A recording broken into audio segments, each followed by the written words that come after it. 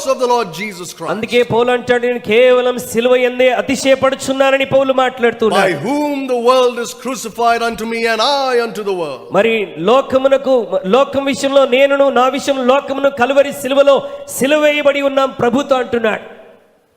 The Lord has given us the victory already over the world.